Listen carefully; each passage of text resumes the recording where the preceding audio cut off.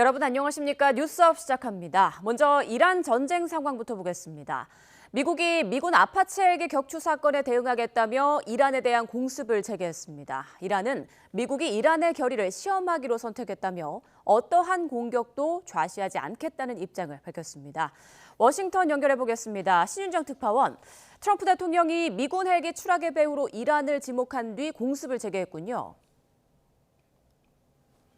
네, 미군 중동 지역 작전을 지휘하는 중부사령부는 소셜미디어에서 약 1시간 50분쯤 전인 오전 6시, 미 동부시간 기준 9일 오후 5시 브래드 쿠퍼 총사령관 지시에 따라 이란에 대한 자위권 차원의 공습을 개시했다고 밝혔습니다. 그러면서 이번 작전은 어제 발생한 미 육군 아파치 헬기 격추 사건에 대응하기 위한 것이라며 정당한 이유 없는 이란의 공격에 대한 비례적 대응이라고 썼습니다. 미 인터넷 매체 악시오스는 미국이 호르무즈 해협 주변의 이란 방공망과 레이더 시설을 공습했다고 전했습니다. 이란 매체들은 이란 반다르 아바스와 게슘섬, 시릭섬 등에서 폭발음이 났다고 전했는데요. 다만 조금 전에는 이란 남부 지역 공격 뒤 현재 상황은 진전된 상태이며 추가적인 혼란은 보고되지 않고 있다는 이란 국영 매체 보도가 나오기도 했습니다. 트럼프 대통령은 앞서 소셜미디어에서 어젯밤 호르무즈 해협 상공을 순찰 중이던 최첨단 아파치 헬기가 이란에 격추됐다는 보고를 받았다고 말했는데요. 조종사 2명이 탑승해 있었는데 모두 무사하다면서 그럼에도 미국은 불가피하게 이 공격에 대응해야만 한다며 보복을 예고했습니다.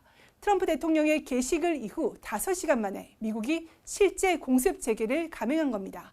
트럼프 대통령 전날 발언 잠시 들어보겠습니다. The pilots are fine, yeah. And what's Nobody that, injured. Brought it down? We are going to issue a report tomorrow. 조금 전 트럼프 대통령은 ABC 방송 인터뷰에서 이란의 헬기 격추에 대한 대응이 매우 강력해야 한다고 생각하며 이번 대응이 바로 그것이라고 말했습니다. 이번 사건과 관련해 미 일간 뉴욕타임스 등은 미 당국자들을 인용해 이란의 샤헤드 자폭 공격 드론이 아파치 헬기를 격추한 거라고 전했습니다. 지난 4월 7일 휴전 뒤 종전 협상을 진행 중인 미국과 이란은 최근 간헐적인 무력 충돌을 주고받고 있지만 양측 모두 휴전은 여전히 유효하다는 입장을 유지하고 있는데요. 미군의 공습 재개로 휴전이 여전히 유지될지는 양측의 반응을 더 지켜봐야 할 것으로 보입니다.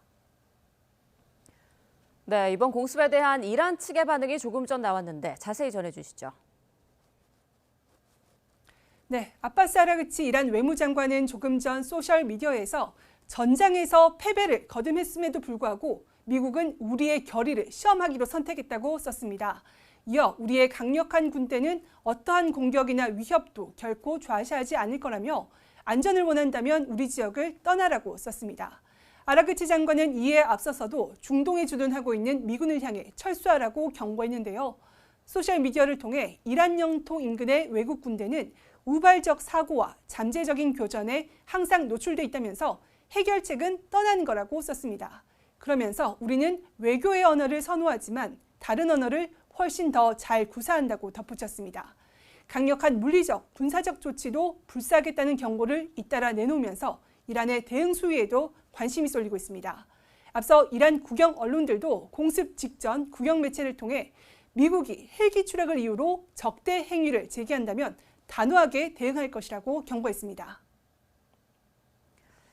네, 그렇다면 미국의 공습 재개로 트럼프 대통령이 제시한 시한 내 합의는 더 어려워진 것 아닌가요? 네, 트럼프 대통령은 공습 직전 이란의 핵무기 보유를 절대 허용하지 않는 합의를 이루겠다고 말했습니다. 트럼프 대통령은 영국 BBC 방송과의 전화 인터뷰에서 우리는 아주 강력한 합의 체결에 매우 가까이 와 있다. 그것은 아주 좋은 합의라며 핵무기는 없다고 강조했습니다. 트럼프 대통령은 전날 밤에도 하루 이틀 안에 진전 사항을 볼 수 있고 2, 3일 안으로 합의가 이루어져 호르무즈 해협이 개방될 수 있다고 자신했습니다. 잠시 들어보겠습니다. Iran, that hasn't stopped, and we could have at least an idea by 1 or 2 days from now. But I think it's going well. 이처럼 종전 합의를 낙관한 상황에서 미군의 이란 공습이 재개되면서 종전 협상은 물론 휴전 틀 자체가 흔들릴 수 있다는 우려가 나오고 있습니다. 다만 북중미 월드컵 개막을 코앞에 둔 상황에서 확전의 소용돌이로 급격히 빠져들어가는 상황은 트럼프로서도 큰 부담인 만큼 군사적 대응 수위를 조절할 가능성도 있어 보입니다. 지금까지 워싱턴에서 YTN 신윤정입니다. 다음 소식입니다. 중앙선관위는 앞서 6월 3일 지방선거 당일 투표용지 부족으로 전국 26개 투표소에서 실제 투표 중단 사태가 벌어졌다고 밝혔는데요. YTN 취재 결과 전국의 투표 중단 투표소에서 유권자들이 실제 투표를 하지 못한 시간은 모두 합쳐서 10시간이 넘는 것으로 확인됐습니다. 박희재 기자의 단독 보도입니다. 곳곳이 장사진, 맛집도 콘서트도 아닌데 기다림에 지쳐 털썩 앉아있는 사람까지 보입니다. 6.3 지방선거 당일 투표용지가 다 떨어진 서울 송파구의 한 투표소 모습으로 중앙선관위는 잠시라도 투표가 중단됐던 투표소가 전국에 26곳에 달한다고 발표했습니다. YTN 취재 결과 이런 투표소 26곳에서 실제 투표가 중단됐던 시간은 모두 합쳐 638분으로 확인됐습니다. 투표용지가 없어 가장 오래 멈췄던 곳은 서울 송파구 잠실 2동 제2투표소로 무려 105분 동안 유권자의 발이 묶였습니다. 급하게 용지를 조달받아 투표가 이뤄지다가 다시 중단되기를 반복한 곳도 3곳에 달했습니다. 특히 송파구 잠실 4동 제7투표소의 경우 처음엔 딱 2분 중단됐다가 2시간 뒤 다시 42분 멈추는 식으로 모두 3차례나 가다 서다를 반복했습니다. 전국 투표소에서 투표가 멈춘 곳 가운데는 선관위가 아직 정확한 중단 시간을 확인하지 못한 곳도 있어 멈췄던 시간은 더 길어질 것으로 관측됩니다. 투표소별로 부족한 용지와 대기 인원도 들쭉날쭉했는데 이러다 보니 당일 투표 마감 시각도 제각각이었던 것으로 파악됐습니다. 잠실 7동 제2투표소는 가장 늦은 밤 10시에야 종료됐는데 선관위는 투표소 19곳의 경우 정확한 마감 시각조차 파악하지 못하고 있습니다. 중앙선관위는 이후 실태조사는 오늘 출범하는 진상규명위원회에서 이어간다고 밝혔습니다. 지방선거 당일 유권자들이 겪은 참정권 침해 수준이 일파만파, 조사가 거듭될수록 심각해지는 양상입니다. 진상규명이 조사를 통해 투표가 멈춘 시간도 장소도 더 늘어날 가능성이 높아 보입니다. YTN 박희재입니다. 6.3 지방선거 본투표일 당일 전국에서 최소 7,000장 넘는 투표용지가 부족해 유권자들이 투표 활동에 지장을 받은 것으로 파악됐습니다. 국민의힘 정희용 의원이 중앙선거관리위원회로부터 받은 지난 8일 기준 실태조사 자료를 보면 6.3 지방선거 당일 전국 투표소 91곳에서 투표용지 모두 7,194장이 부족했던 것으로 집계됐습니다. 이번에 공개된 선관위 자료는 지난 5일 기준 투표소 50곳에서 4,726장의 투표용지가 부족했던 것으로 조사된 수치보다 2,468장, 즉 규모가 1.5배 더 커진 수준입니다. 이처럼 투표용지 부족 사태의 파장이 커지는 가운데 서울시장 선거의 효력을 다투는 유권자의 소청이 선거관리위원회에 접수된 것으로 알려졌습니다. 어떤 내용인지 화면으로 함께 보시죠. 네, 중앙선거관리위원회는 지난 8일 한 유권자가 서울시장 선거에 대한 소청을 제기했다고 밝혔습니다. 또 이와 별도로 인천교육감 선거에 대한 선거 소청도 접수된 것으로 알려졌는데요. 공직선거법 제219조에 따르면 선거인, 후보자 또는 후보자를 추천한 정당이 선거 효력에 이의가 있을 경우 당선인 결정일로부터 2주 이내에 선관위에 소청을 제기할 수 있고 소청이 접수되면 선관위 소청심사위원회는 60일 이내에 해당 선거의 무효 여부를 결정해야 합니다. 사퇴한 노태학 전 위원장을 뺀 8명의 중앙선관위원이 서면 심리와 또 참고인 조사 등을 거쳐 소청의 인용 또는 기각 여부를 결정하게 되는데요. 선거에 관한 규정 위반 사실이 있었는지 또 이것이 선거 결과에 영향을 미쳤다고 인정되는지가 중요 판단 기준이 될 것으로 보입니다. 만약 심사 결과 소청이 받아들여질 경우 선관위는 선거 무효를 결정한 뒤 결정 통지일로부터 30일 이내에 재선거를 실시해야 합니다. 반면 소청이 기각되거나 각하될 경우 소청인은 대법원에 선거 소송을 제기해 다시 판단을 구할 수 있습니다. 앞서 오세훈 서울시장은 재선거에 대해 반대 입장을 밝혔는데요. 이 내용 직접 들어보시죠. 뭐 현실적으로 보면 이번에 그 투표지 부족 사태가 생겼던 곳의 숫자라든가 이런 걸 볼 때 그렇죠. 네. 아마 결과에 영향을 미치기에는 격차가 한 6만 표 이상 벌어졌지 않습니까? 네, 그렇죠. 근데 뭐 현실적으로는 영향을 미치기가 좀 어려운 구조인 건 사실이라고 저는 생각합니다. 이와 달리 장동혁 국민의힘 대표는 선거 소청 검토에 이어 재선거 실시 특별법 발의까지 예고한 상황. 앞서 재선거 사유가 아니라는 입장을 밝혔던 선관위는 이번엔 어떤 판단을 내놓을지 이목이 집중되고 있습니다. 이번 6.3 지방선거 사전투표에서 인천 송도에 이어 호남 10곳의 주요 후보 득표수가 똑같이 나와 논란이 일고 있습니다. 선관위는 우연의 일치라고 해명했지만 투표용지 부족 사태와 맞물려 의구심은 불신으로까지 번지고 있습니다. 임성재 기자입니다. 초대 전남 광주 통합특별시장을 놓고 격돌한 민주당 민형배 후보와 국민의힘 이정현 후보가 사전투표에서 받은 득표수입니다. 광주 송정일동과 고흥군 금산면에서 민 후보는 1,401표, 이 후보는 120표를 받았고 신안과 여수, 화순과 강진 등 두 지역씩을 한 세트로 모두 5세트가 똑같은 수치로 집계됐습니다. 앞서 인천 송도 1, 2동에서도 후보 득표수가 일치하는 사례가 나왔고 이에 낙선한 국민의힘 유정복 시장 후보는 부정개표와 조작 의혹을 제기했습니다. 이런 판박이 사례가 지금까지 12곳 확인된 건데 국민의힘은 믿기 어려운 일이 발생했다며 음모론으로 볼 일이 아니라고 주장했습니다. 5억 9천만 분의 1을 6번 곱해야 하는 확률입니다. 이 같은 사례가 얼마나 더 있는지도 아직 다 밝혀지지 않은 상태입니다. 선관위는 우연의 일치일 뿐 부정이나 조작이 개입할 틈이 없는 구조라고 반박했습니다.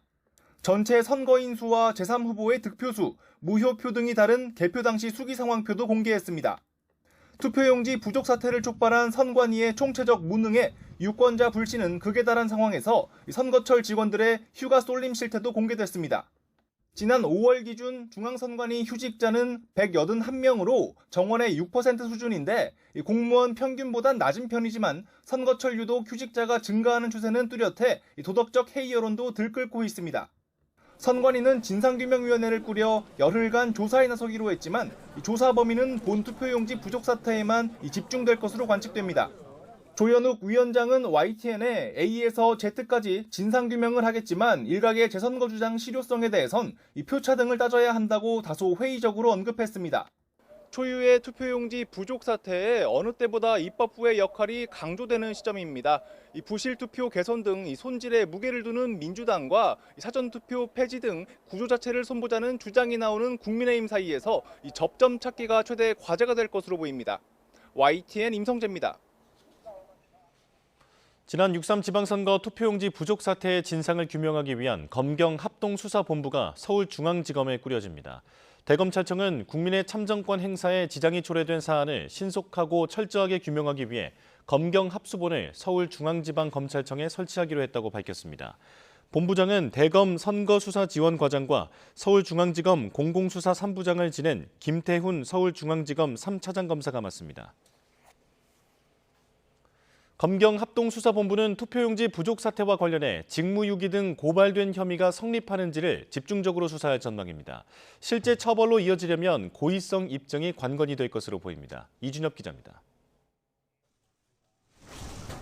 노태학 중앙선거관리위원장을 비롯한 선관위 측이 초유의 투표용지 부족 사태로 고발된 혐의는 직무유기와 직권남용 혐의 등입니다. 어느 혐의이건 핵심은 고의성 입증입니다. 이를테면 투표율이 60%에 이를 것으로 예상했는데도 투표용지는 이보다 훨씬 적게 인쇄하도록 구체적으로 지시한 정황이 있다면 혐의가 성립할 수도 있습니다. 그러나 대법원 판례 등 법원의 기준은 엄격합니다. 단순한 행정적 과실이나 수요 예측 실패 같은 무능함 때문이라면 형사처벌 대상이 되기는 어렵습니다. 적어도 국민이 투표를 못하게 될 수도 있다는 점을 알고도 지침 변화를 강행했거나 묵인한 정황이 나와야 합니다. 공안 수사 경험이 풍부한 법조인조차 실질적인 혐의 성립이 쉽지 않을 거라 내다보는 유의입니다. 다만 사태의 전모를 명확히 밝히기 위해서라도 합수본은 신속하게 강제 수사에 나설 것으로 보입니다. 선관위 실무선 조사를 넘어 투표용지를 적게 인쇄하는 결정이 어느 선에서 이뤄졌는지에 따라 수사의 칼끝이 수뇌부로까지 향할 수 있습니다. 선관위가 독립된 헌법기관이라는 점에서 수사가 자유롭지 않을 수도 있다는 우려도 제기되지만 현행법상 외부 감사가 제한되는 것일 뿐 형사 수사의 성역이 될 수는 없다는 게 법조계의 대체적인 시각입니다. YTN 이준엽입니다. 투표용지 부족 사태를 규탄하는 후폭풍이 거세게 일고 있습니다. 대학가의 참정권 훼손을 비판하는 대자보가 나붙고 심지어 당선인들조차 당락을 떠나 재선거를 요구하고 나섰습니다. 김근우 기자가 보도합니다. 태극기를 든 시민들이 도로를 둘러싸고 구호를 외칩니다. 손에는 재선거와 선거 무효라고 쓴 팻말을 들었습니다. 선거는 끝났지만 투표용지 부족 사태에 대한 진상규명과 재선거를 촉구하는 집회는 전국 곳곳으로 확산하고 있습니다. 부정선거, 재선거! 분노한 여론의 중심에 선 건 청년들입니다. 전국 대학가에는 이번 사태가 명백한 기본권 침해라며 부실한 선거 관리를 질타하고 선관위 쇄신을 촉구하는 대자보가 나붙었습니다. 그런 민주주의가 지금에 와서 또 뭔가 훼손된다고 느껴서 저희가 기본적인 권리를 보장받기 위해서 정말 국민의 기본적인 참정권, 투표권을 보장받는 게 가장 우선시 돼야 될 것 같습니다. 대구시 선거관리위원회 앞에는 분향소까지 등장했습니다. 이번 선거에서 재선에 성공한 청년 기초의원들이 마련한 민주주의 장례식입니다. 절차적 정당성이 훼손된 만큼 자신들의 당락을 떠나 전면 재선거가 필요하다고 강조했습니다. 국민들의 이 참정권이 보장이 돼야 되고 투표에 대한 권리가 보장이 돼야 되는데 그런 것들이 권리 보장이 되지 않은 상태에서 당선이 되었다면 그거 역시도 사실 민주주의의 온전한 모습이라고 보여지지 않거든요. 그렇기 때문에 의원직을 잃는 한이 있더라도 사태가 날로 커지는 가운데 전국 12개 대학교 총학생회는 60민주항쟁 기념일을 맞아 각 캠퍼스에서 시국선언과 함께 집회를 열기로 했습니다. YTN 김근우입니다. 네, 정치권 주요 이슈 두 분과 함께 자세히 짚어보겠습니다. 오늘은 성치훈 더불어민주당 부대변인, 이민찬 국민의힘 미디어특위 부위원장과 함께합니다. 안녕하십니까? 안녕하세요. 네, 지금 투표용지 부족 사태에 항의하는 송파 개표소 봉쇄 시위가 엿새째 이어지고 있습니다. 어제도 퇴근 시간 이후에 다시 인파가 몰려들었다고 하는데 그런데 시위 양상이 지난 주말과 달라졌다는 얘기가 나오고 있습니다. 부정선거 구호가 다시 나오고 성조기도 다시 등장했다고 하는데 분위기 어떻게 봐야 할까요? 그러니까 부정선거론자들과 정말 참정권 침해 때문에 분노하는 이 2030 세대를 좀 분류를 해야 되는데요. 예. 주말에는 2030 세대가 좀 자유롭게 나올 수 있다 보니까 아무래도 뭐 성조기를 들지 말자, 그리고 구호도 재선거만 하자, 이런 좀 본인들만의 자정작용이 잘 이루어지는 것 같았는데 그 친구들이 뭐 회사에 가야 되고 학교에 가야 되고 하다 보니까 이 평일 시위 때는 좀 말씀하신 것처럼 양상이 달라지는 걸로 알려져 있습니다. 예.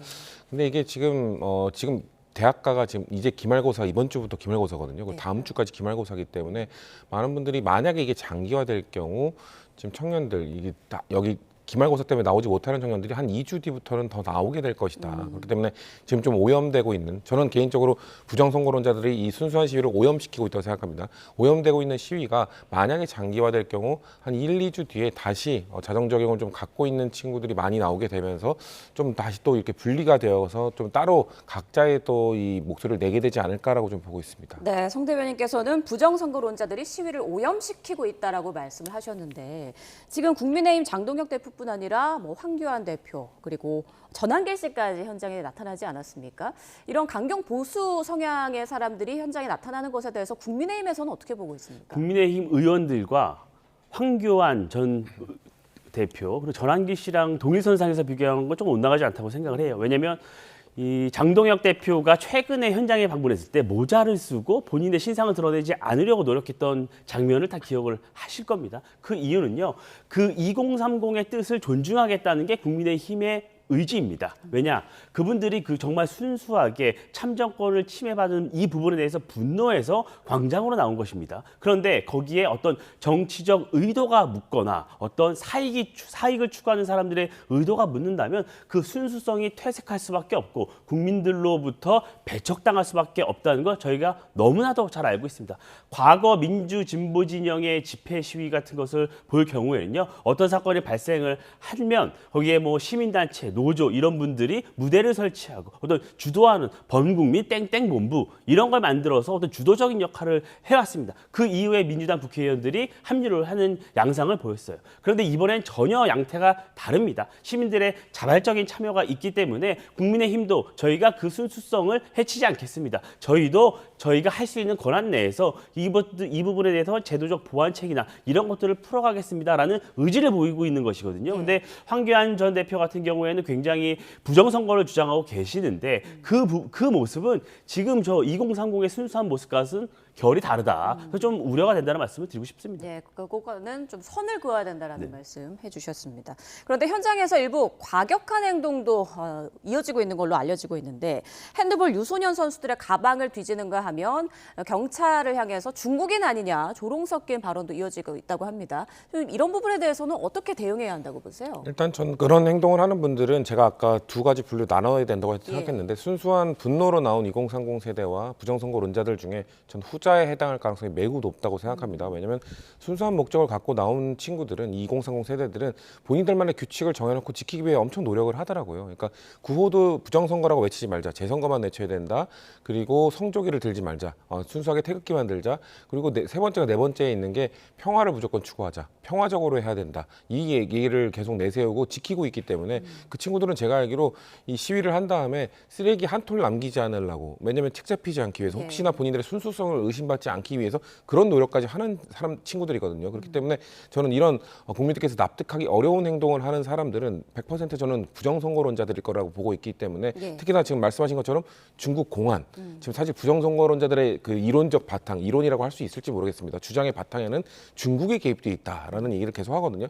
그렇기 때문에 중국 공안으로 몰아가는 것 자체가 부정선거론자의 가능성이 매우 높다. 그런 분들은 저는 단호하게 경찰이 단속을 해야 되고 거기서 분리를 해야 된다. 시민들에게 피해를 주는 사람들, 권한도 없는데 단속을 하고 가방 검사를 하는 이런 분들에 대해서는 저는 공권력이 개입을 해야 된다고 생각하고 있습니다. 네. 자, 그런데 투표용지 부족 사태가 선관위의 기존 발표보다 훨씬 더 심각한 것으로 드러나는 분위기입니다. 투표용지 부족했던 투표소, 당초 50곳으로 알려졌었는데 91곳으로 다시 바뀌었고요. 그리고 1000여 명의 선거인 명부가 누락된 곳도 있었고, 심지어 전국 10여 곳의 사전투표 1, 2위 투표수가 동일했다도 이런 논란도 나왔습니다. 이렇게 계속 문제가 되면 선거 불복, 재선거 목소리도 계속 커질 것 같은데 어떻게 생각하세요? 선관위가 지금 논란을 더 키우고 있다고 생각을 합니다. 이 어떤 문제가 발생했을 때 그것에 대해서 진단하고 국민들에게 보고드리는 그 과정은 굉장히 철저해야 합니다. 그런데 선관위는요, 시시각각 입장이 바뀌고 그 문제가 있었던 투표소의 숫자가 지속적으로 늘어나고 있어요. 이런 부분을 보면 많은 국민 여러분께서 단순히 이게 투표용지 부족의 문제가 아니구나 이렇게 생각을 하는 분들이 많이 있습니다. 굉장히 불행하게도 과거 부정선거를 주장했던 분들의 주장이 혹시 맞는 것 아니냐?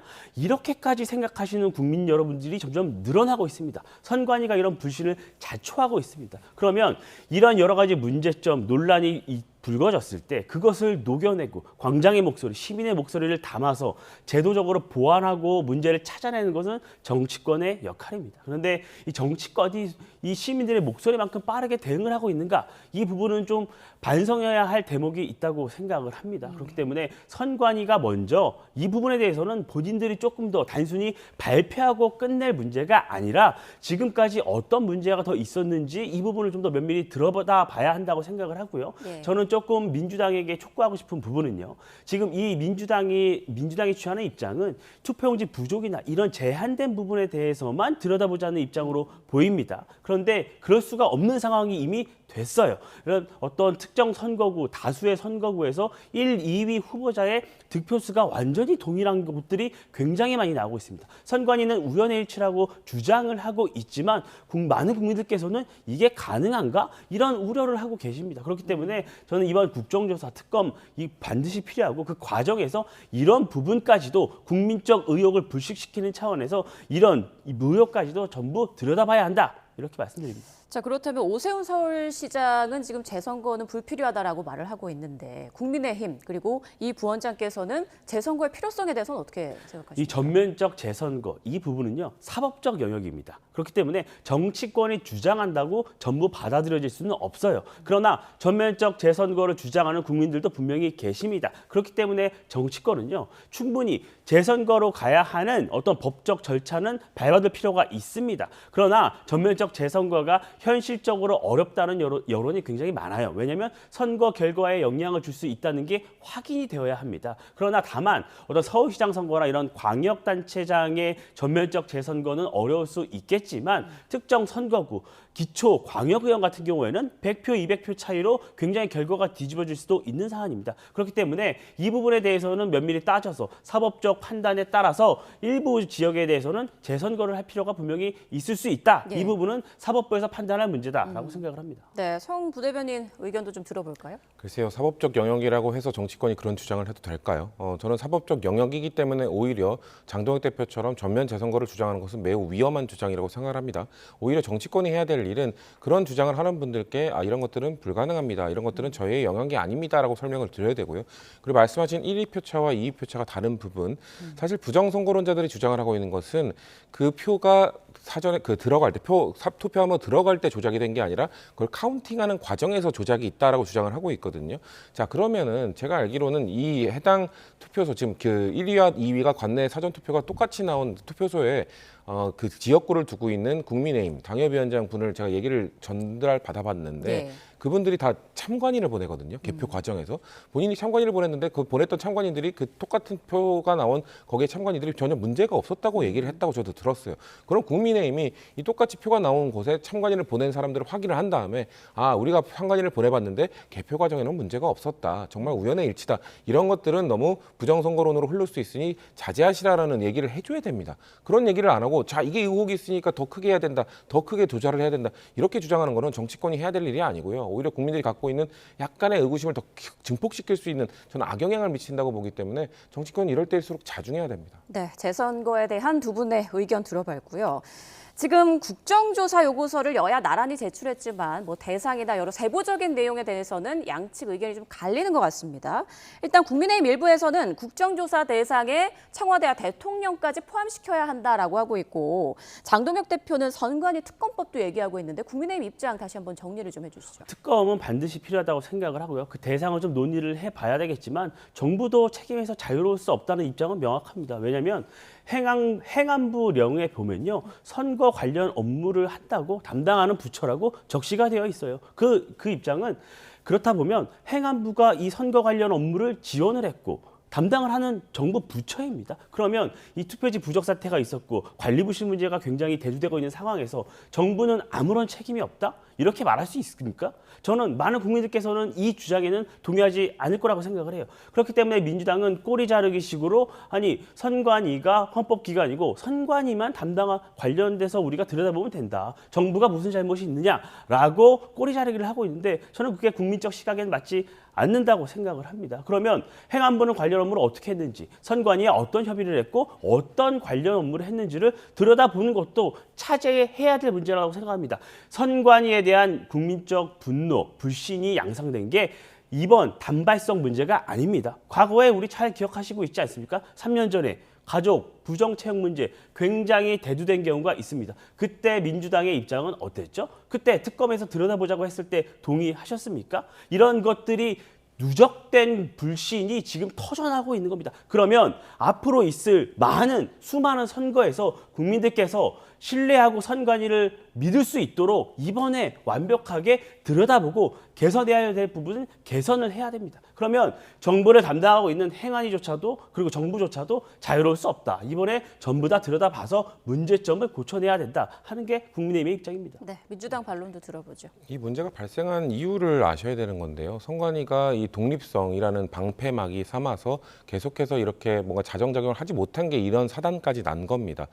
국정조사나 특검에 대해서는 민주당은 전혀 반대하는 입장을 갖고 있지 않고요. 네. 근데 이걸 청와대를 들여다봐야 된다. 청와대가 사실 여기에 개입할 수 없도록 그 선을 완벽하게 그어놨기 때문에 이 사단이 난 거잖아요.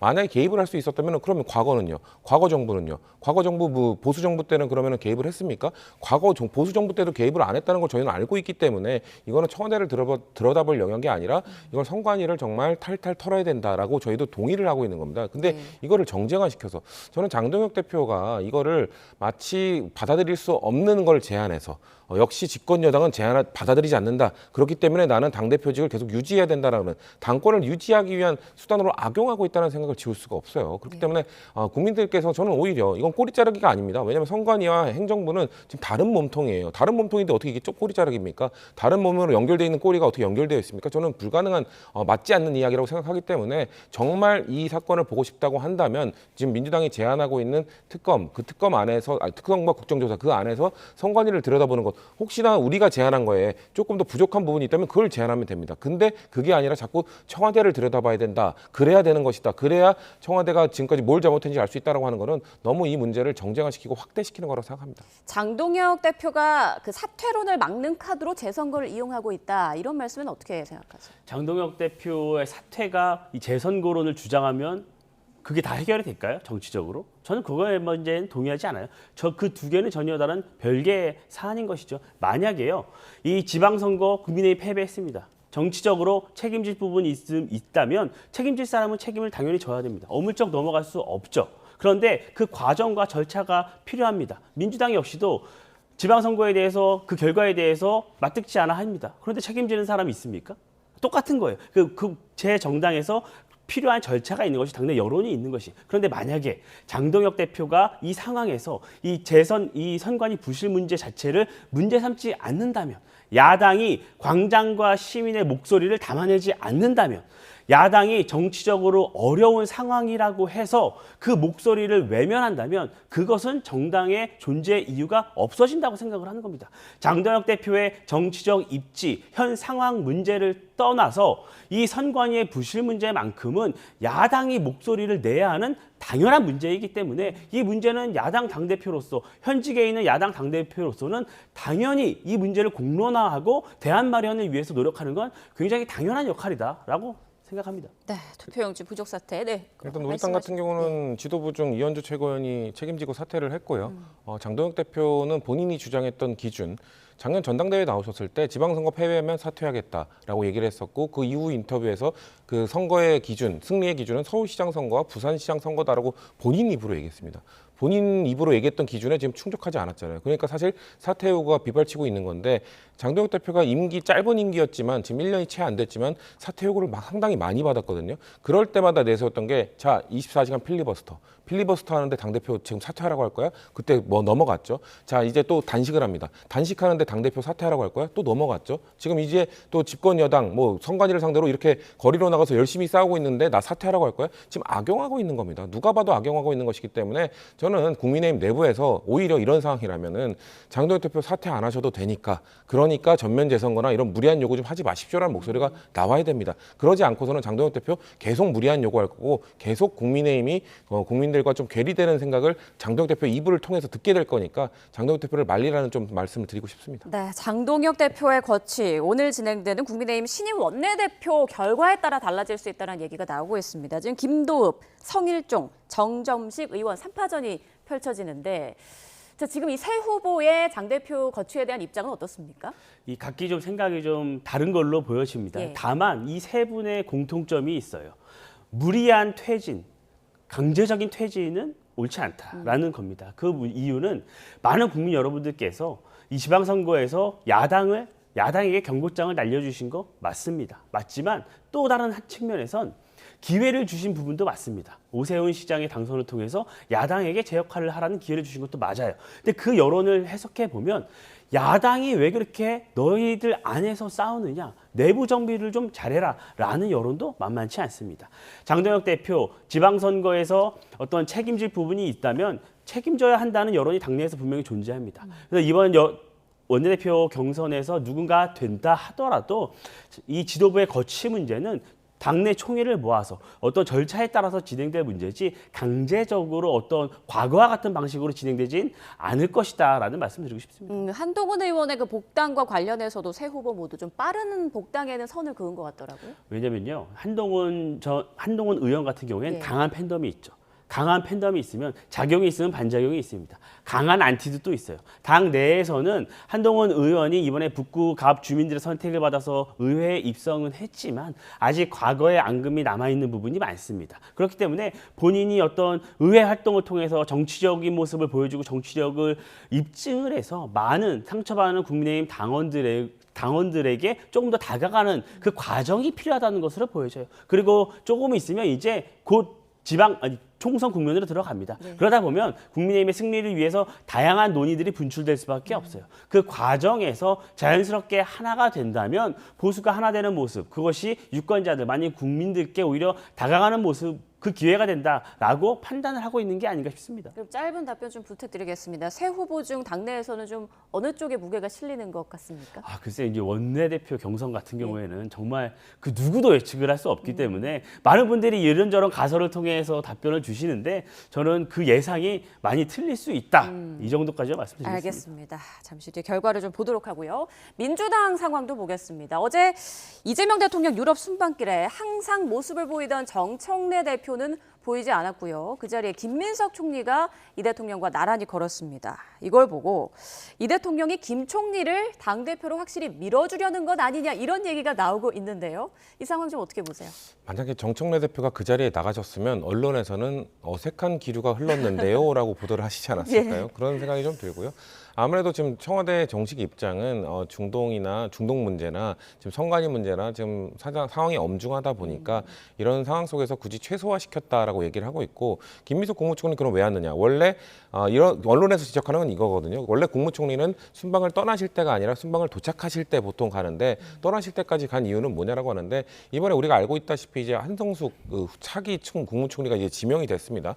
이제 김민석 국무총리가 이제 사실상 마지막 본인의 임기 내 마지막 순방길이기 때문에 가실 때도 좀 마중을 가고 오실 때는 어떻게 될지 모르겠지만 좀 오실 때도 가실 거라고 보거든요. 네. 아마 마지막 순방이기 때문에 좀 의미 부여를 하는 거라고 보고요. 정청래 대표 같은 경우는 지금 제가 알기로 그 시간에 그날에 전북에 있는 이원택 당선자와 오찬을 했다고 들었기 때문에 아마도 지방선거가 끝나고 뭔가 며칠 좀 쉬셨거든요. 쉬면서 좀 지방선거의 후속 작업을 잘 못했기 때문에 그런 것들을 위해서 안 간 거다라고 좀 봐주시면 좋을 것 같습니다.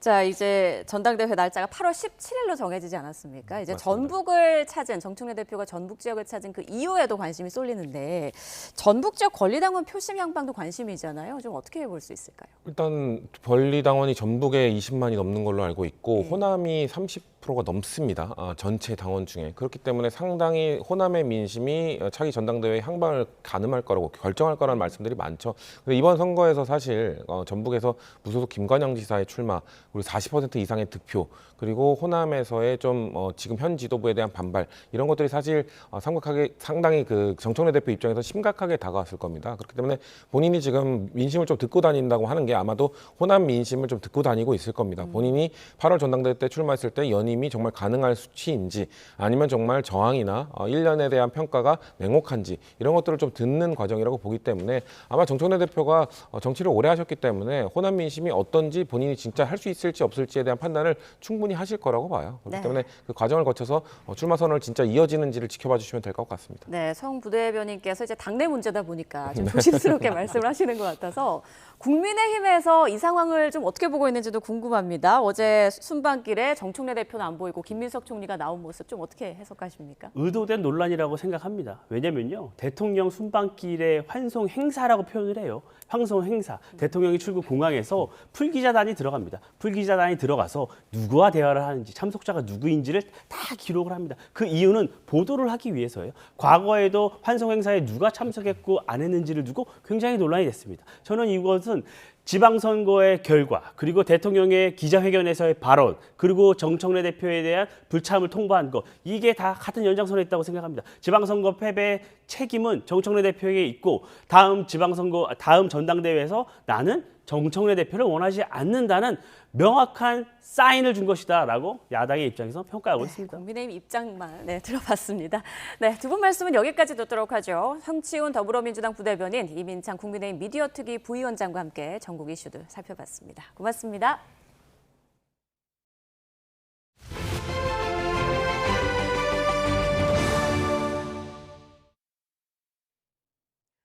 네, 유럽 순방에 나선 이재명 대통령이 오늘 첫 방문국인 벨기에에서 벨기에 총리와 또 EU 행정부의 수장들을 잇따라 만납니다. 경제와 안보 등 주요 분야에서 협력 강화 방안을 논의할 것으로 보입니다. 강진원 기자입니다. 브뤼셀 멜스부르크 공군기지에 착륙한 전용기에서 이재명 대통령과 김혜경 여사가 내립니다. 올해 수교 125주년을 맞은 대한민국의 정상을 벨기에 측은 공항에서부터 환대했습니다. 환영 행사 이후 이 대통령은 브뤼셀 도심으로 이동해 현지 우리 교민들을 격려했습니다. 정말 낯선 땅으로 오신 분들, 이 땅에서 자리 잡고 대한민국의 정체성을 잃지 않고 이렇게 성공해서 대한민국을 빛내고 있는 위대한 민간 외교관들 아니겠습니까? 1박 2일 벨기에 방문의 핵심 일정은 우리 시각으로 오늘 오후, 현지 시각으로 오전부터 진행됩니다. 이 대통령은 유럽 물류 중심지 벨기에에서 바르트드 웨브 총리와 정상회담을 하고 우리 기업의 안정적 유럽 진출로 확보 방안 등을 논의합니다. 필립 국왕도 만나 양국 간 우호 증진의 필요성에 뜻을 모을 거로 보입니다. 이어서 진행될 안토니우 코스타 EU 정상회의 상임의장과 우르줄라 폰데어라이엔 집행위원장과의 한 EU 정상회담은 오늘의 하이라이트입니다. EU는 세계 최대 무역 블록이자 우리나라의 제3위 교역 파트너이기 때문입니다. 특히 EU 27개 회원국의 무역 정책은 개별 국가가 아닌 EU가 정하는 만큼 유럽 내 우리 기업의 권익 보호 방안 등이 주요 의제로 다뤄질 전망입니다. EU와의 정상회담을 통하여 우리 기업의 수출길을 넓히고 EU의 유럽에 진출한 우리 기업들이 활동하기 원활한 환경을 조성해 나가겠습니다. 지난 2024년 채택한 한 EU 안보방위 파트너십을 토대로 마약과 테러 등 초국가 범죄 대응을 위한 협력 강화 문제도 테이블에 오를 거로 예상됩니다. 청와대는 한반도 평화 정착과 공급망 안정 등 다른 국제 현안에 대해서도 EU 측과 공조를 강화하는 계기가 될 거로 기대하고 있습니다. 브뤼셀에서 YTN 강준원입니다. 7년 만에 방북한 중국 시진핑 주석이 1박 2일간의 일정을 마치고 귀국했습니다. 북핵 문제엔 끝내 침묵했는데요. 미국의 이란 공격이 명분으로 작용했다는 분석도 나오고 있습니다. 베이징에서 강정규 특파원입니다. 시진핑 주석 부부가 김정은 위원장 내외와 함께 평양 모란봉에 있는 북중 우이탑을 참배했습니다. 과거 6.25 전쟁 때 중국의 참전을 기리는 장소로 7년 전 방북 때도 헌화했던 곳입니다. 이번엔 한국을 중국 견제용 무기로 묘사한 주한미군 사령관의 단검 발언이 의미를 키웠습니다. 习近平和金正恩一致认为，上世纪50年代中朝共同战斗的岁月是双方永恒的历史记忆。 시 주석은 이어 김 위원장과 함께 북한 노동당 중앙간부학교를 처음 방문했습니다. 같은 이념의 뿌리를 둔 인제 양성소에 전나무 한 그루를 함께 심으며 변함없는 우호를 다짐했습니다. 시 주석은 환송오찬을 끝으로 1박 2일 방북 일정을 마치고 귀국길에 올랐습니다. 수건 사업인 두만강을 통한 동해 진출은 국경지역 통상구 전면 개방 합의로 운을 띄웠습니다. 다만 중국의 외교, 군사, 법 집행 교류 제한이 북한 측 발표엔 빠져 있어 이견도 드러냈습니다. 일본 언론은 북중 정상회담에서 북한의 비핵화 관련 언급이 없었다는 점을 지적했습니다. 미국과 일본 견제에 북한을 끌어들이려는 중국이 핵 보유를 묵인하는 인상을 줬다는 겁니다. 中方所说的保持连续性、稳定性，是否意味着中方将继续推动实现朝鲜半岛无核化？我已经回答了有关问题。下一个问题。 입술이 없으면 이가 시리다는 안보 논리를 내세우는 중국. 미국의 이란 공격이 북핵을 두둔하는 명분으로 작용했다는 분석도 나옵니다. 베이징에서 YTN 강정규입니다.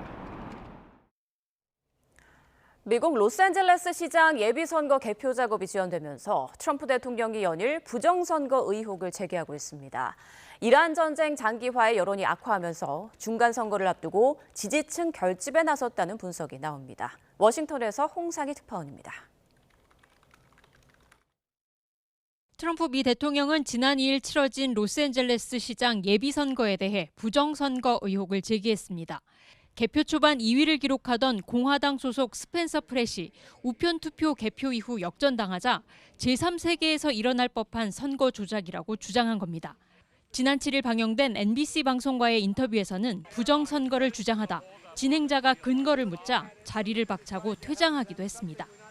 캘리포니아 주지사 선거에서도 개표 작업이 지연되자 공화당 인사들도 부정선거 의혹에 동조하고 있습니다. I think it's raised a lot of skepticism among voters when they see these wide changes days and weeks after the election, and you still can't get a result 2-3 weeks after an election happened. 트럼프 대통령이 연일 부정선거 의혹을 부각하고 있는 건 5달 앞으로 다가온 중간선거를 노린 포석이라는 분석이 나오고 있습니다. 이란 전쟁 장기화로 미국 내 여론이 악화하면서 중간선거를 앞두고 지지층 결집 시도에 나섰다는 겁니다.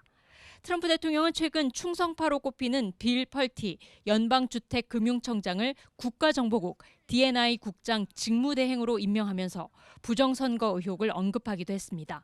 But he's a very smart guy, and he may find out some things about the rigged elections, etc., etc. I think he wants to do it very much. He's got a lot of energy, but he'll be very good.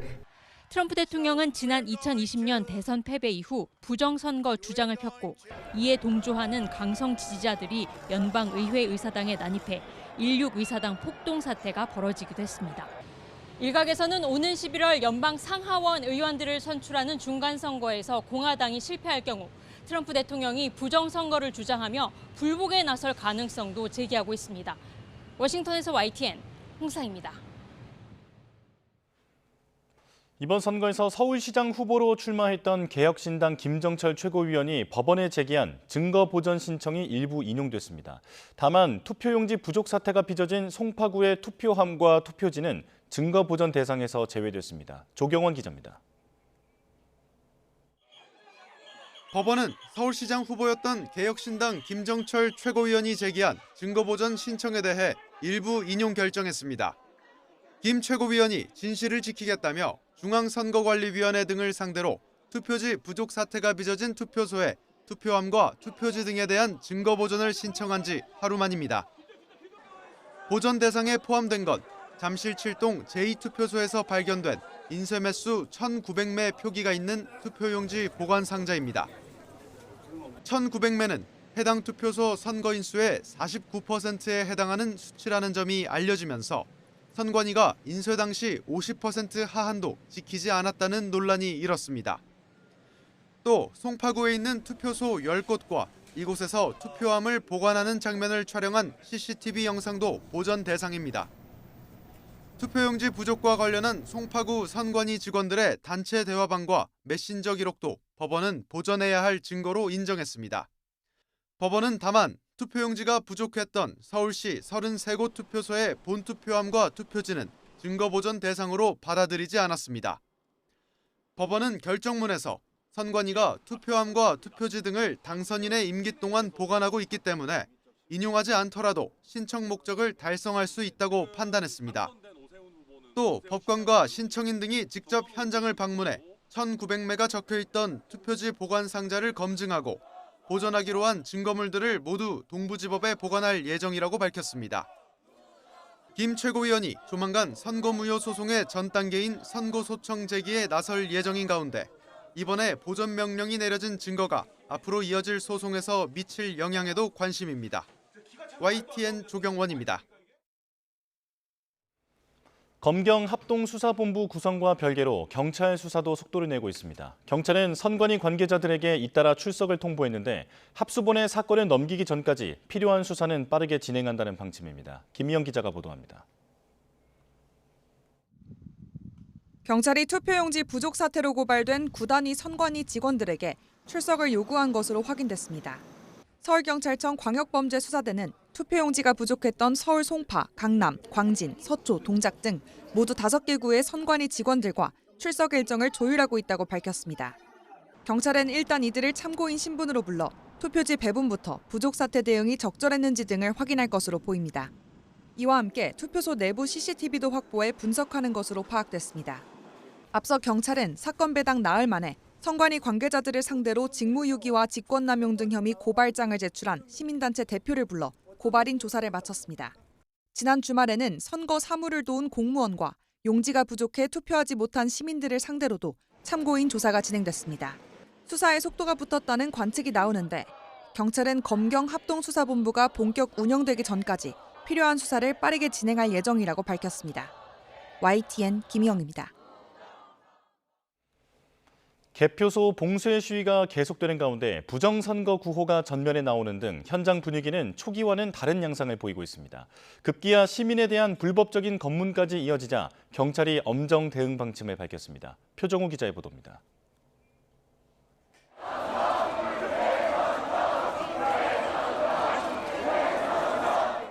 시위 초기 재선거를 외쳤던 참가자들. 하지만 며칠 사이 구호가 달라졌습니다. 부정선거 구호가 전면에 등장하면서 참가자들 사이 기류도 갈렸습니다. 정치색을 빼고 재선거만 외치자는 주장과 부정선거 의혹을 앞세워 강경하게 대응하자는 주장입니다. 일부 시위 참가자들이 시민들을 검문하는 일까지 잇따랐습니다. 이들은 취재진과 지나가는 시민에게 신분 확인을 요구하고 응하지 않으면 진보단체 소속으로 몰아세웠습니다. 앞서 훈련 장비를 챙기러 경기장을 찾은 여성 유소년 핸드볼 국가대표 선수들도 예외가 아니었습니다. 선수들이 공인구 등 장비를 들고 나오자 일부 참가자들이 투표용지를 숨겼는지 확인하겠다며 소지품을 뒤졌습니다.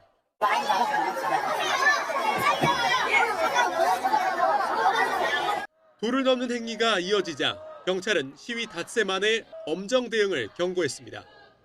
경찰은 일부 참가자가 시민의 통행을 방해하거나 권한 없이 다른 사람의 소지품을 수색하는 불미스러운 사례가 발생했다고 지적하며 시설 관리자와 협력해 시민 통행을 지원하고 대화경찰을 증원 배치하겠다고 밝혔습니다. 또 서울경찰청 지휘부가 현장에서 직접 지휘에 나서기로 했는데 다만 참정권 훼손과 직결된 이번 사안의 엄중함과 시민들의 자유로운 의사표현은 기본권으로서 존중한다고 말했습니다.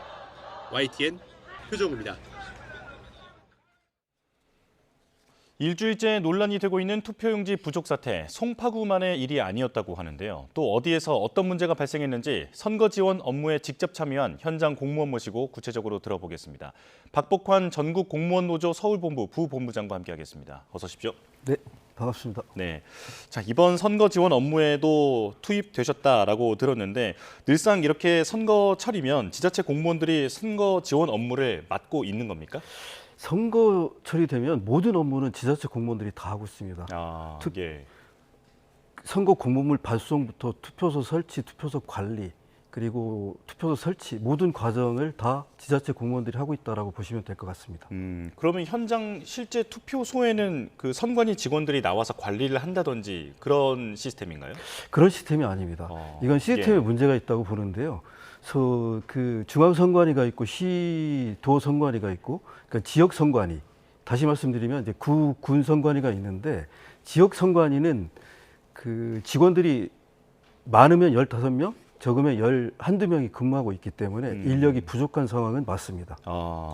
그러면 그래서 투표소에 선거관리위원회 직원들이 근무한 적은 없습니다. 근무하지 않습니다. 그렇군요. 그러면 실제로 투표소에서 선거 당일에 일어나는 모든 일은 이런 지자체 공무원이라든지 그러니까 선관위 직원들이 아니라는 말씀이시군요. 예, 맞습니다. 예, 그렇군요. 자, 그런데 이번에 그 직접 강서구에서 선거관리 업무를 맡으셨다고 들었습니다. 여기에서도 송파구와 비슷한 투표용지 부족 사태가 발생했다고 하는데요. 어떤 상황이었습니까? 네, 제가 직접 투표관리관으로 근무를 했는데요. 제가 근무했던 투표소에서는 투표용지가 부족한 상황은 없었고 강서구의 3군데 투표소에서 투표용지가 부족한 상황이 발생이 되었습니다. 그런데 예. 강서 선관위는 그 대처를 잘 했습니다. 그 예비용 투표용지를 예. 선거관리위원회에서 가져가서 투표를 진행을 해달라 해서 투표가 중단되진 않았습니다. 예, 대처를 상대적으로는 잘했다라고 말씀을 하셨는데 이게 어떤 매뉴얼에 의한 그 대처였습니까? 혹은 그 현장에서의 어떤 임기응변식의 대처였습니까? 매뉴얼이 없습니다. 그게 문제라고 봅니다. 뭐냐면 투표용지가 부족한 상황이 발생된 부분을 가정을 해서 거기에 대한 구체적인 매뉴얼은 없었고 관리관 교육을 하는데 그 관리관 교육 때도 투표용지 부족에 대한 그 매뉴얼에 대한 교육은 없었습니다. 매뉴얼이 아예 없었다라고 하는 게 충격적으로 느껴지는데 예, 그렇다면 사실 언제든지 이런 일이 발생할 수도 있었다라는 얘기도 되는 거잖아요. 네, 맞습니다. 다른 매뉴얼은 많이 있습니다. 다른 매뉴얼은 선거 준비 과정, 그다음에 선거 시작해서 끝나는 과정까지의 매뉴얼은 있는데 그 투표용지 부족한 상황에 대한 매뉴얼은 없습니다. 예. 혹시 과거에도 이런 유사한 사례를 목격하신 적이 있는지 궁금한데요. 이렇게 실제 부족 사태까지 빚어지진 않더라도 좀 위태로웠던 적 같은 것은 좀 없었을까요? 그런 적은 없었습니다. 예. 그럼 실제로 이번이 사상 초유의 일이다 이렇게 네. 보면 되는 거겠군요. 네, 그렇습니다. 네. 자, 그리고 그 송파구를 관련해서 여러 가지 그런 선거용지, 투표용지가 부족했던 곳들에 대한 그 상황을 엿볼 수 있는 게 그 대화방이 있지 않습니까? 네. 여기 상황을 보면 선관위는 투표용지가 부족했다라는 것을 이미 미리 충분히 알고 있는 상황이었던 것 같거든요. 그런데 모니터링을 하고 있다라는 답변밖에는 오지 않았는데 이때 상황이 어땠습니까?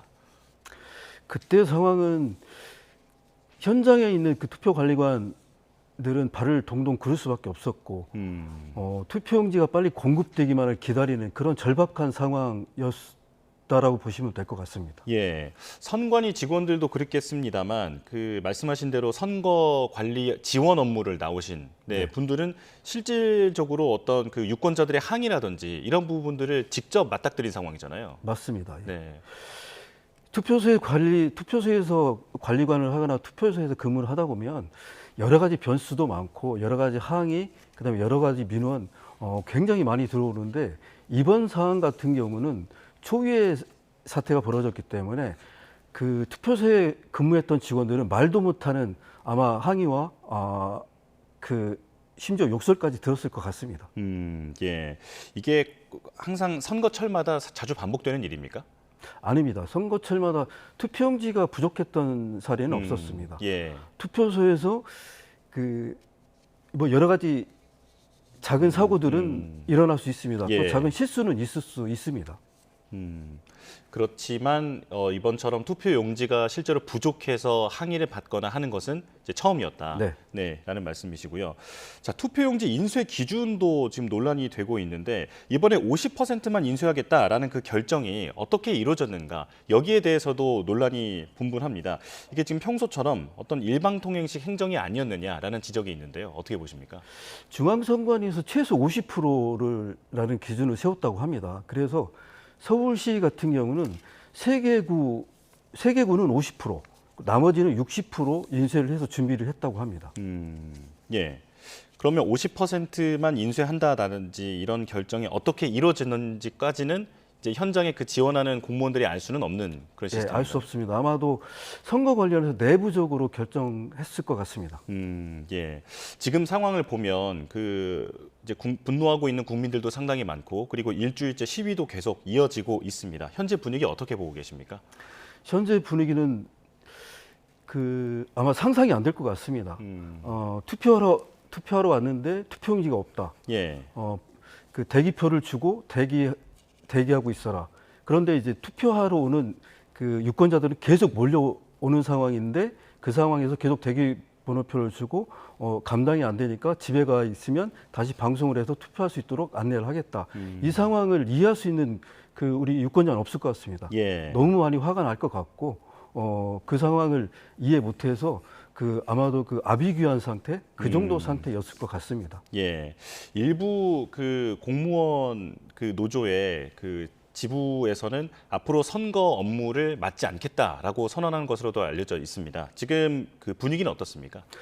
지금 분위기는 지금뿐만 아니라 이 선거 업무 자체가 선거관리위원회에서 직접 주관하지 않고 지자체 공무원들, 특히 동주민센터 직원들에게 그 역할을 위임하고 업무를 대행하고 있습니다. 예. 그렇기 때문에 특히 투표관리관이나 직무대행은 서로 안 하려고 하는 그런 분위기, 기피하고 있는 분위기입니다.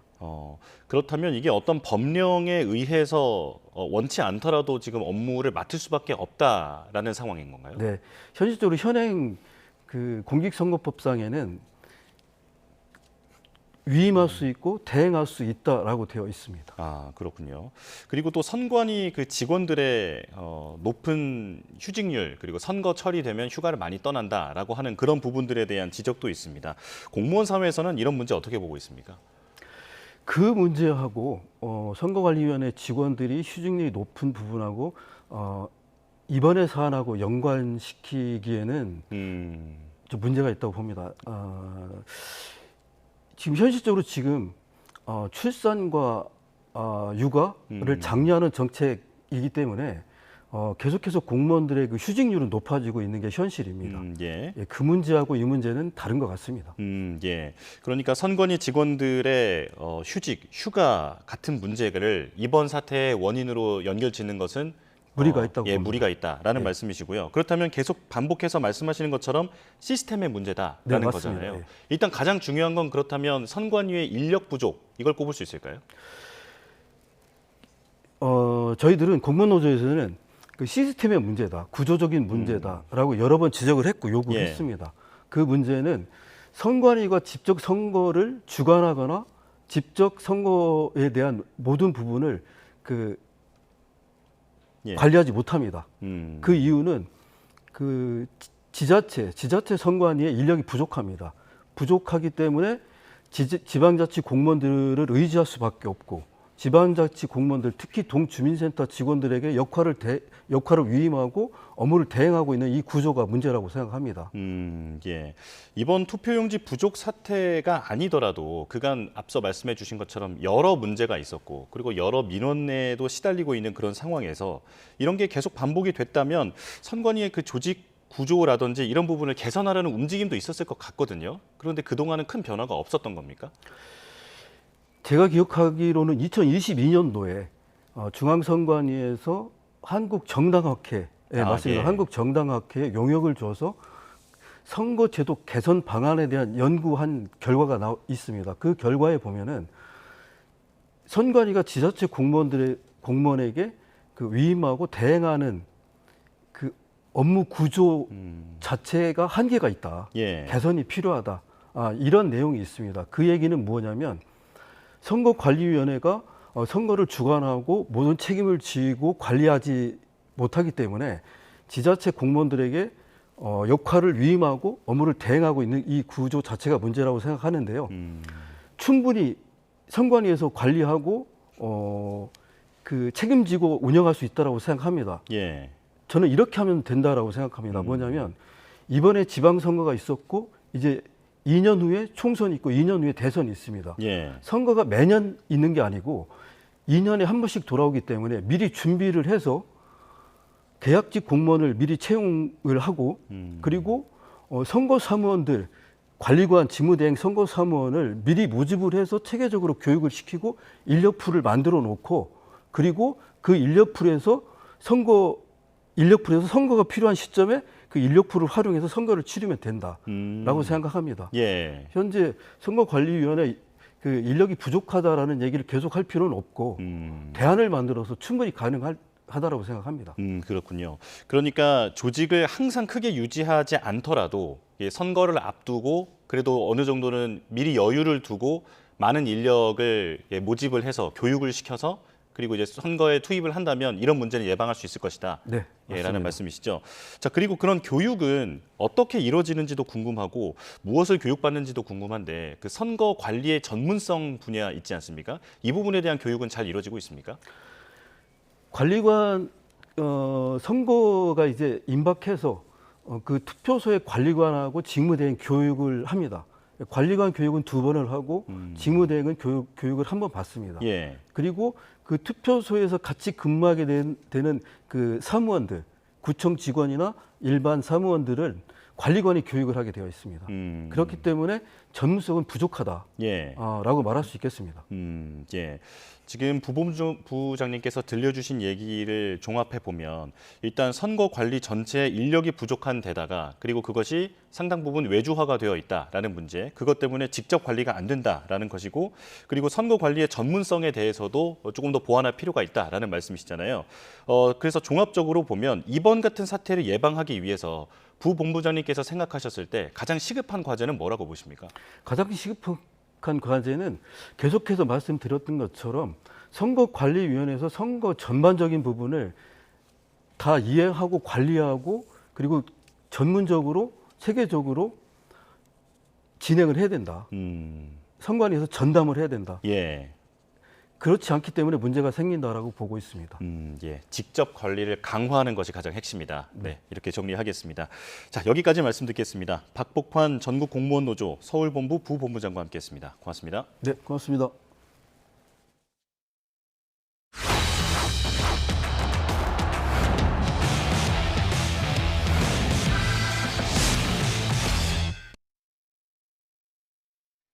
(2026) 북중미 월드컵이 이틀 앞으로 다가왔습니다. 멕시코 현지는 월드컵 개막 막바지 준비가 한창인데요. 현장으로 가보겠습니다. 양시창 기자. 네, 멕시코 과달라하라입니다. 네, 이제 월드컵 개막이 이틀 앞으로 다가왔는데요. 양 기자가 있는 거리에서는 응원이 펼쳐지고 있다고요?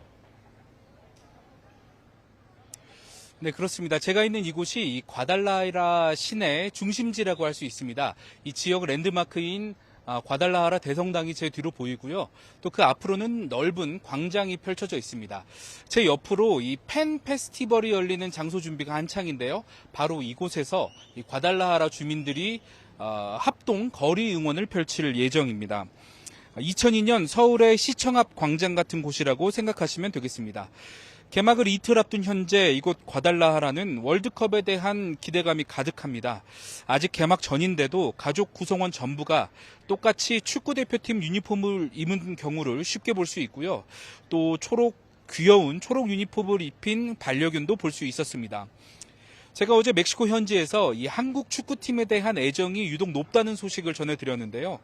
오늘 이곳 과달라하라의 스포츠 방송 기자에게 그 이유를 물어봤습니다.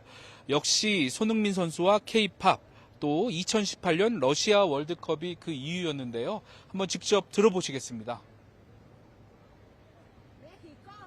Heung-min Son is an international player and quite popular all over the world, especially here in Mexico. And Mexicans also like the Korean culture, especially the K-pop artists like BTS, Blackpink.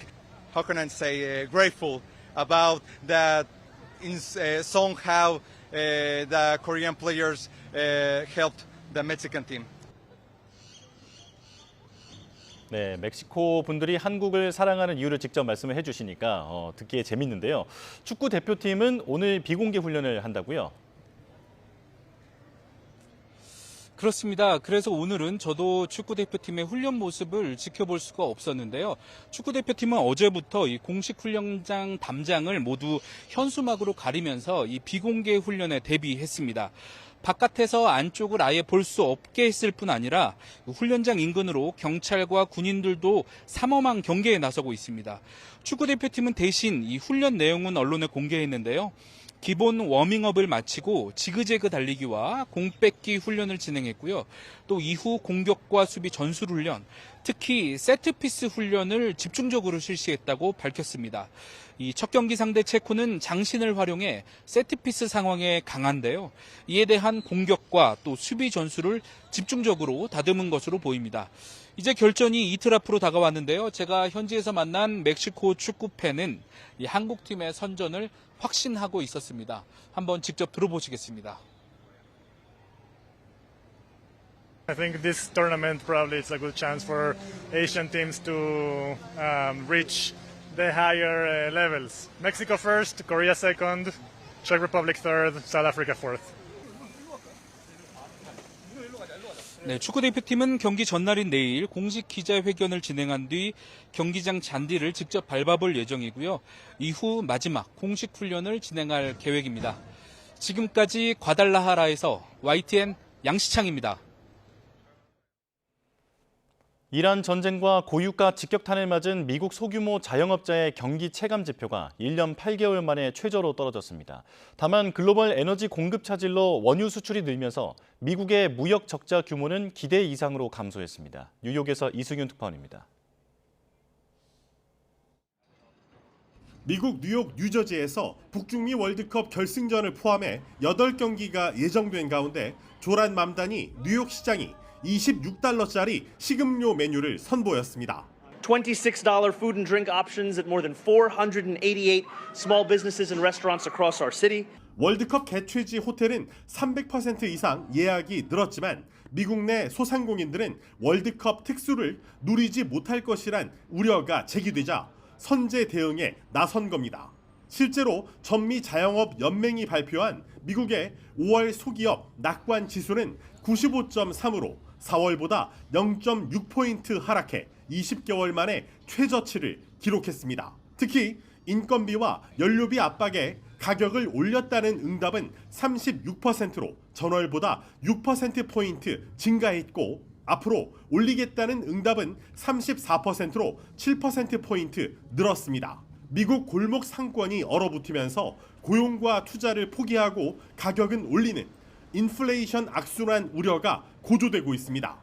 물가 상승에 대비해 금리 인하 기대를 버리고 실물 자산인 주택을 사려는 실수요자는 늘면서 5월 주택 거래는 417만 건으로 전월보다 3.2% 증가했습니다. 반면 이란 전쟁에 따른 글로벌 에너지 공급 차질로 원유 수출이 64억 달러 늘면서 미국의 무역 적자 규모가 기대 수준 이상으로 감소했습니다. 4월 미국의 무역 적자 규모는 559억 달러로 전월 대비 7억 달러, 1.2% 감소해 전망치를 2억 달러 정도 밑돌았습니다.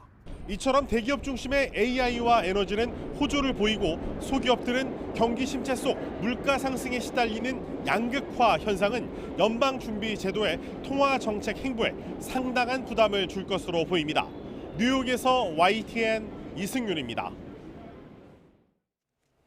네, 코스피가 검은 월요일에 폭락한 이후 어제 하루 만에 반등에 성공해서 8,000피를 회복했는데요. 하지만 오늘 아침은 긴장감이 가득합니다. 현장으로 바로 가보겠습니다. 자, 현재 코스피와 코스닥 장 초반에 집계가 되고 있습니다. 코스피 다시 8,000선 아래로 내려와 있는 상황이고요. 7,900포인트대를 지나가고 있습니다. 그리고 코스닥도 하락 출발하고 있는데요. 963포인트 지나고 있군요. 자, 오늘 금융시장 매우 숨가쁘게 돌아가고 있습니다. 미국과 이란의 교전이 재개되면서 투자 심리가 급격히 나빠지고 있는데요. 여기에 미국 물가 그리고 스페이스X 상장에 대한 경계감이 커지면서 어제 급등한 국내 반도체 종목의 주가가 크게 출렁일 가능성이 있습니다. 지금 전해드리는 것처럼 코스피 2%대 하락 출발했고요. 현재는 2.7% 떨어지고 있는 상황입니다. 그리고 코스닥도 보겠습니다. 모처럼 어제 급등했습니다만 오늘 다시 하락하고 있는데요. 961포인트, 현재는 0.66% 하락 출발하고 있는 상황입니다. 그리고 환율 보겠습니다. 최근 정부 개입으로 상승세가 주춤했는데 오늘은 중동 상황에 따라서 상승 압력을 받을 가능성이 있습니다. 오늘 원달러 환율 12.9원 오른 1,525원으로 개장해서 다시 상승세가 이어지고 있는 상황입니다. 지금까지 개장 상황 살펴봤습니다.